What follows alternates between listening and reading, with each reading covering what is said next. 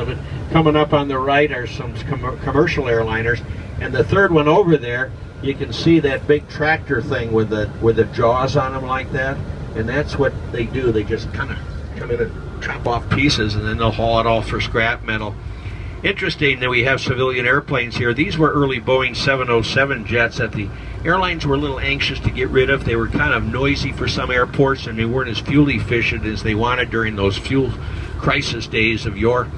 And so the Air Force bought 220 of them, and they paid on average $400,000 per airplane, and they estimate they got $4 million worth of spare engines and spare parts off of them. So it was a good win-win situation for both sides. And here again you can see what they do to chop these airplanes up and prop them up with those big sawhorses. Coming up on the right are two portable hangars, and they were used to take these P-3 Orions you see in the distance there, and they brought those airplanes in there, took off the wings and put them up on skids there, and eventually those P-3s are going to be trucked back to North Carolina, where they're going to be almost rebuilt, and they'll be available for navies worldwide that need additional P-3s, because we're not making any more of them. So that's there's an example where they're taking that Navy patrol airplane and they're going to give it a second life. Here's the E-2C Hawkeyes. You notice they've taken all those big radar dishes off. There's a couple of them, but most of them are being reused. You see a couple of them up there.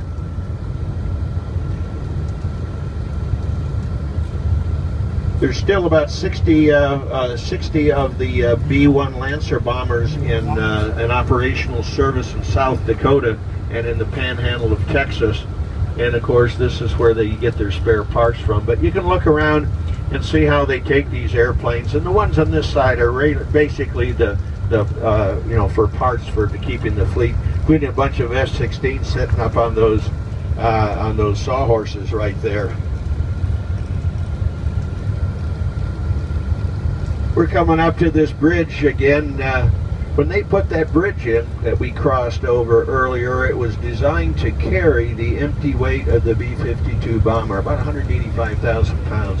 And at the time they put coal bin under the ground there, below the surface, that was the biggest airplane stored here, the heaviest airplane I should say. And then along comes the C-5 Galaxy. The empty weight of that thing was over twice as much.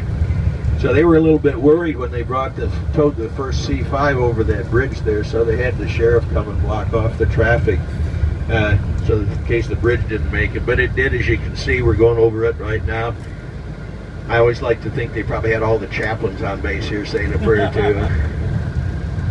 A lot of interesting airplanes in back over there. There's a European Tornado, and every couple of years they'll take the docents on a tour, give us a bunch of briefings of what's going on with the facility, and we'll go for a tour back in some of the areas that we don't travel on the tour. And last time I was back over yonder, they had 5 or 6 of the Soviet-built MiG fighters back there. Now, what do you suppose we're doing with MiG fighters, huh? Well, about 5 or 6 years ago, the Air Force finally fessed up and announced that, yes, in fact, they did have a secret squadron in the desert north of Las Vegas that flew MiG aircraft. And no greater way to learn how to fly against a MiG than to fly against a MiG, see how good it really is. I like to think we're a little bit better. And I think there's still an F-4